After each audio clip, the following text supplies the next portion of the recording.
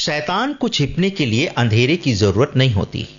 उसे बस एक चमकदार रोशनी चाहिए होती है, इतनी चमकदार कि आपकी आंखें चुंधी आ जाए।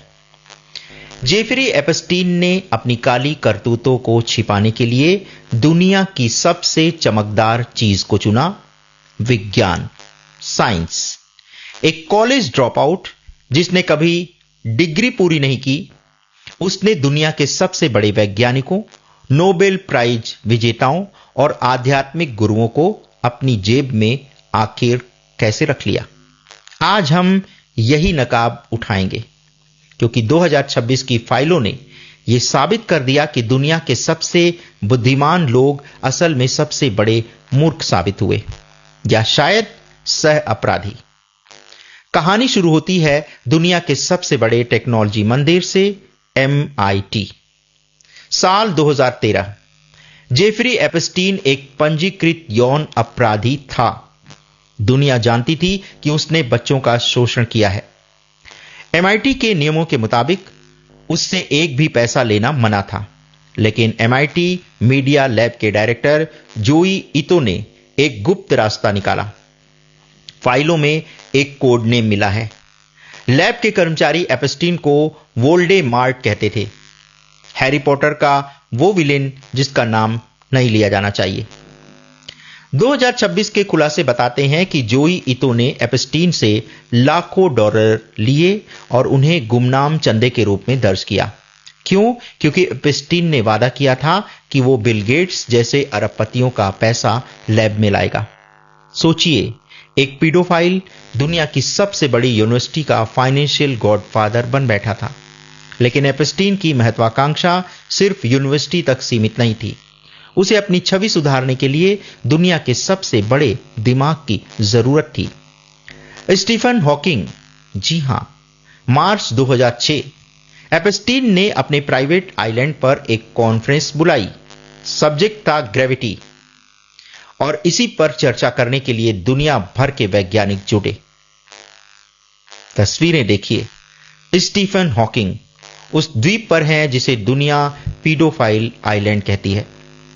वो एपस्टीन की पनडुब्बी में समुद्र के नीचे जा रहे हैं। क्या हॉकिंग को पता था कि वहां क्या होता है? 30 जनवरी 2026 को जारी एक ईमेल ने पूरी दुनिया को हिलाकर रख दिया। तारीख 12 जनवरी 2015। एक ईमेल आता है। एपस्टीन अपनी साथी घिस्लीन मैक्सवेल को लिखता है, तुम वर्जीनिया के किसी भी दोस्त या परिवार वाले को इनाम दे सकती हो जो यह साबित कर दे कि उसकी बातें झूठी हैं। और सबसे चौंकाने वाली बात यह है कि स्टीफन हॉकिंग ने एक नाबालिग आरजी में हिस्सा लिया था। एपस्टीन यह दावा नहीं कर रहा था कि हॉकिंग ने ऐसा किया। वो डरा हुआ था कि उसकी विक्टिम वर्जीनिया ने यह आरोप लगाया है। वो पैसे देकर इस आरोप को झूठा साबित करवाना चाहता था। यही ईमेल दिखाता है कि एपस्टीन ने वैज्ञानिकों को अपनी ढाल के रूप में कैसे इस्तेमाल किया। उसने हॉकिंग की महानता को अपने पापों पर पर्दा डालने के लिए यूज किया। अब बात करते हैं उस नाम की जिसे भारत में हर कोई जानता है, दीपक चोपड़ा। दीपक चोपड़ा, वेलनेस गुरु, आध्यात्म के मसीहा। 2026 की फाइलों में उनके और एपस्टीन के बीच के कई ईमेल्स बहुत चौंकाने वाले हैं। चोपड़ा एपस्टीन से ट्रंप की पत्नी के बारे में नहीं पूछ रहे थे, बल्कि उनकी बातचीत का स्तर देखिए। ईमेल में क्या लिखा था? एपस्टीन ने चोपड़ा को लिखा, क्या तुमने मेरे लिए कोई क्यूट इजरायली लड़की ढूंढी? चोपड़ा का जवाब बिल्कुल दार्शनिक अंदाज में, ब्रह्मांड एक निर्माण है और क्यूट लड़कियां असली हैं। और सुनिए, चोपड़ा ने एपस्टीन को लिखा, मेरी जैविक जरूरतें कभी कभी पूरी हो जाती हैं। मुझे कम उम्र की बुद्धिमान महिलाओं का साथ पसंद है। जब एपस्टीन के खिलाफ एक यौन शोषण का केस खारिज हुआ तो चोपड़ा ने उसे गुड लिखकर रिप्लाई किया। 2026 में ये सारी बातें बाहर आ गईं तो चोपड़ा ने माफी मांगते हुए इसे एक पुअर जजमेंट बताया।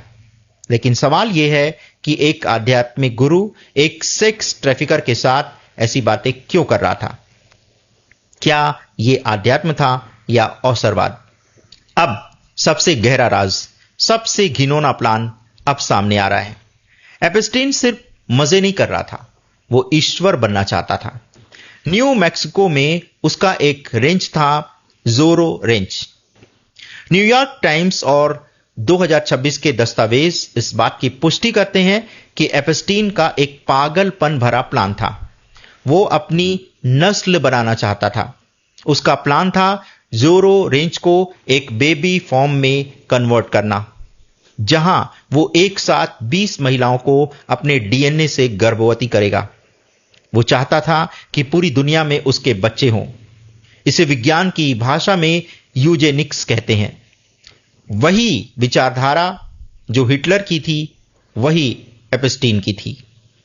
उसने हार्वर्ड और एमआईटी के वैज्ञानिकों को लाखों डॉलर इसलिए दिए ताकि वो उसे ये बता सकें कि अपना सिर और प्राइवेट पार्ट मरने के बाद कैसे फ्रीज करवाना है, ताकि भविष्य में उसे फिर से जिंदा किया जा सके। ये लोग उसे साइंटिस्ट कहते थे, लेकिन वो एक फ्रैंकेस्टीन था। एमआईटी ने उसे वोल्डेमार्ट कहकर छिपाया। हॉकिंग ने उसके द्वीप पर दावत उड़ाई। दीपक चोपड़ा ने उसके साथ क्यूट गर्ल्स पर चर्चा की। इन सब ने मिलकर एक राक्षस को सम्मान का नकाब पहनाया। लेकिन विज्ञान का यह नकाब अब उतर चुका है और इसके पीछे जो चेहरा है वो बेहद डरावना है।